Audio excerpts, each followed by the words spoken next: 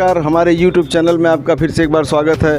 आज हम उपस्थित हैं वाराणसी जिले के राजा तालाब में। राजा तालाब जिला पंचायत सदस्य प्रतिनिधि दिनेश सिंह यादव जी हमारे बीच में हैं और दिनेश सिंह यादव से मिलकर के पार्टी के सौंदर्य में कुछ जानकारियां लेते हैं और कुछ क्वेश्चन भी करते हैं। देखते हैं। जिला पंचायत सदस्य प्रतिनिधि महोदय, आपसे एक सवाल है। आप समाजवादी पार्टी के नेता हैं। आपसे ये पूछना चाहते हैं हम कि जिस तरीके से समाजवादी पार्टी स्वामी प्रसाद मौर्य जी के बयान पर बहुजन विचारधारा के साथ पूरी तरीके से स्टैंड लेकर खड़ी है, क्या इसी तरीके से पार्टी 2024 का चुनाव लड़ेगी या चुनाव आते आते लड़ाका उठाएगी? देखिए, सबसे पहले तो हम समाजवादी विचारधारा के हैं और समाजवादी पार्टी के हैं। समाजवादी पार्टी सबकी सम्मान करती है, सभी धर्मों का सम्मान करती है। और रह गई कि स्वामी प्रसाद मौर्य जी, जो उनकी बयान आप लोगों ने सुना है, वो कहीं से भी गलत नहीं है। ऐसा महसूस हुआ है कि संजय चौहान जी भी भारतीय जनता पार्टी में सरकार में शामिल होकर के भारतीय जनता पार्टी के खिलाफ उन्होंने बोला, मगर भारतीय जनता पार्टी में संजय चौहान आज बने हैं, उनके टिप्पणियों पर टिप्पणी नहीं कर रही है भारतीय जनता पार्टी। इसलिए टिप्पणी नहीं कर रही कि भारतीय जनता पार्टी की वो साथ है। और जब स्वामी प्रसाद मौर्य जी बहुजन समाज पार्टी के स्टेट लेवल के नेता थे और वो उसके बाद भारतीय जनता पार्टी में उन्होंने कैबिनेट मंत्री के स्तर पर एक स्टार नेता के रूप में भारतीय जनता पार्टी में स्वामी प्रसाद मौर्य जी थे। उनकी बेटी भी बदायूं से सांसद संघमित्रा भी हैं। तो ऐसा नहीं है कि संघमित्रा आज हैं तो संघमित्रा के खिलाफ वो नहीं बोल रहे हैं। अगर समाजवादी पार्टी में स्वामी प्रसाद मौर्य जी अगर आ गए तो अब वो शूद्र हो गए, अब वो खराब हो गए, अब उनकी सिक्योरिटी छीन ली जाए और उनके खिलाफ गलत बयानबाजी हो, उनके जो है पुतले को जला करके उनका विरोध किया जा रहा है। तो जिस दल में स्वामी प्रसाद मौर्य जी थे, उस दल में बहुत ही दिन तक इनके वक्तव्यों से, इनके विचारधाराओं से, इनके आपका एविडेंस ये है कि हमें काम करने नहीं दिया जा रहा है या मुझे काम नहीं मिल रहा है, तो आप ये बताइए कि सदन के अंदर खड़मंडल क्यों नहीं मचा रहे? सदन के अंदर खड़मंडल बचाने का काम जब होता है तो उन्होंने यही कहते हैं कि बस भैया संतोष करिए, आपको इस बार आपको काम मिलना ही मिलना है। और मेरे लोगों को वो लालीपाप देते हैं कि भैया से काम लिखवा करके लेकर आइए, मैं आपको काम दूंगा। मगर वो लालीपाप रहता है, आज तक मुझे काम नहीं मिला है तो मैं क्या जानूं।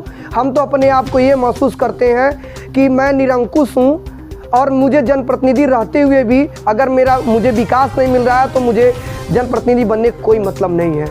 सोच इतनी गंदी हो चुकी है कि अगर हम लोग आज भारतीय जनता पार्टी को ज्वाइन कर लेंगे तो समझ लीजिए हमको काम मिल सकता है। क्या पार्टी ज्वाइन करने से ही कोई मतलब होती है? हम तो निर्दल चुनाव जीते थे, जनपद वाराणसी में सबसे निर्दल चुनाव, सबसे सर्वाधिक वोटों से जीते और निर्दल चुनाव जीते। हमने अपने चेयरमैन से कहा कि मैं निर्दल चुनाव लड़ा था, आप भलाई निर्विरोध चुनाव जीत गए हैं। अगर आप निर्विरोध चुनाव जीत गए हैं तो आप सभी जिला पंचायत सदस्य आपके हैं। मगर वो उनकी मानसिकता नहीं है। अभी लगातार उनके यहाँ कार्यक्रम पार्टी होती है, सबको सूचना जाता है, मुझे सूचना भी नहीं दिया जाता है। और उनकी मानसिकता है कि मैं काम ना दूं तो अगर वो लिख करके भी मुझे दे दें कि मैं आपको काम नहीं दूंगा तो हो सकता है मैं उनके पास काम मांगने के लिए न जाऊं, या मुझे ऐसा महसूस होगा कि मैं जिला पंचायत रहते हुए मेरे चेयरमैन काम नहीं अगर दे रहे हैं तो मैं उसके लिए आगे बहुत सी सारी सिस्टम है, उस सिस्टम के तहत हम आगे जाने का काम करेंगे। बात ये है कि उत्तर प्रदेश की विपक्षी पार्टी की आप नेता हैं, समाजवादी पार्टी, ऐसी क्या गलतियां आप लोगों को हुई कि भारतीय जनता पार्टी का कैंडिडेट निर्विरोध चुना? देखिए, ये भारतीय जनता पार्टी की रची रचाई षड्यंत्र थी जिसे कि आप लोगों ने देखा होगा कि नामांकन के दौरान बहुत सी उस समय पर्चे भी फाड़े गए थे और आज के डेट में वो लोग सारे लोगों को हायर किए हुए हैं और ऐसे स्थितियों में वो पर्चा खारिज करा दिए कि उन्होंने बताया कि उत्तर प्रदेश सरकार में निर्वाचन अधिकारी बैठे कि वकील का रजिस्ट्रेशन का डेट ख़त्म हो गया था, इसलिए वो नामांकन कराए थे। रजिस्ट्रेशन का जब डेट ख़त्म हो जाता है तो उनको अधिकार नामांकन का वकालतनामा पर नहीं होता है। यही कह करके उन्होंने खारिज कराया, मगर शासन और सत्ता सरकार उनके साथ थी। कुछ भी कर सकते हैं और किसी भी एंगल पर वो जा सकते हैं। सवाल आपसे ये है कि भारतीय जनता पार्टी का गढ़ माना जाता है बनारस। प्रधानमंत्री के संसदीय क्षेत्र में आपने जिस तरह से जिला पंचायत सदस्य का चुनाव प्रचंड बहुमत से जीता है, ये तारीफे काबिल है। क्या इस तरह का कोई कैंडिडेट समाजवादी पार्टी लाए थी जो भाजपा को संसदीय के चुनाव में मात दे सके? मैं आपसे ये बताना चाहता हूँ कि भारतीय जनता पार्टी के लोग उसी विकास को कर रहे हैं जिस विकास से न नौजवानों की सफलता हो सकती है, न गरीबों की सफलता हो सकती है, न किसानों की सफलता हो सकती है और न ही शिक्षित बेरोजगारों की सफलता हो सकती है। ये केवल भारतीय जनता पार्टी की जुमला है और पब्लिक को साथ जुमला बोल करके वो हमला करने की कोशिश कर रही है। चौथा सवाल ये कि आप जिला प्रचारक प्रतिनिधि हैं और अब तक आपने कितना विकास कार्य किया आपके क्षेत्र?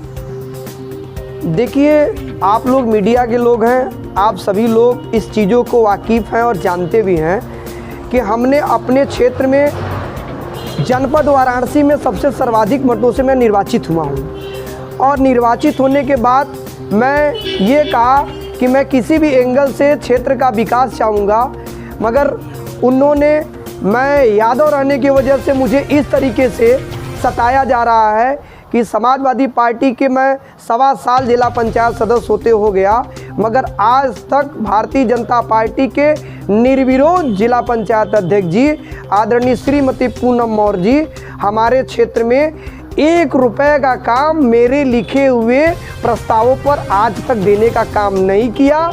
और आप लोगों से यह भी बता देना चाहता हूँ कि मुझे ये भी कहें कि अगर मैं जनपद वाराणसी में सबसे सर्वाधिक वोट से निर्वाचित हूँ तो मुझे समिति में रखा जाए।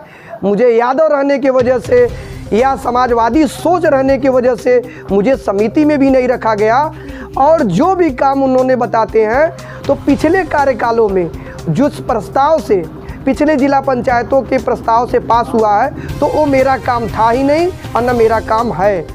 मैं तो निर्वाचित होने के बाद मैं अपने लेटर पैड पर जो प्रस्ताव दूंगा लिख करके वो मेरे प्रस्तावों से जो काम पास होगा उसी को मैं अपना काम समझूंगा, वरना और पिछले कार्यों से मुझसे क्या मतलब है। आपसे दूसरा सवाल ये है कि जिस तरीके से पार्टी स्वामी प्रसाद मौर्य के साथ खड़ी है, पश्चिम उत्तर प्रदेश का एक बड़ा चेहरा मुस्लिम चेहरा इमरान मसूद राष्ट्रीय कांग्रेस पार्टी के बड़े नेता थे जो पार्टी छोड़कर विधानसभा के चुनाव के दरमियान समाजवादी पार्टी ज्वाइन की। क्या ऐसा हुआ कि वो बहुजन समाजवादी पार्टी चले? देखिए, हमारे देश की इस समय जो विचारधाराएं चल रही हैं सेंट्रल गवर्नमेंट और स्टेट गवर्नमेंट का, वो बस केवल इसलिए चल रही है कि किसी भी एंगल से मुसलमानों को डिस्टर्ब करके कमेंट करा करके उनको मुकदमे के दौरान फंसा करके उनको जेल भेज दिया जाए और उनकी संपत्तियों को शासनिक और प्रशासनिक व्यवस्था से उनके खिलाफ कानूनी कार्रवाई करा करके उनके संपत्तियों को कुरूप करा करके उनको किसी भी एंगल से कमज़ोर करके वो अपने अंदर देश के अंदर बहुत बड़ी संदेश देना चाहते हैं कि मैं मुसलमानों के ऊपर कार्रवाई किया। जहाँ तक ये सवाल, ये ब्रिटिश गवर्नमेंट भी ऐसा नहीं करती थी जैसा कि भारतीय जनता पार्टी के लोग कर रहे हैं। जैसा कि आपने सुना, दिनेश सिंह यादव जी से चर्चा हुई हमारे स्टूडियो में, और ऐसे ही ताज़ा तरीन खबरों के लिए हमारे जन चौपाल टीवी को लाइक और सब्सक्राइब करें।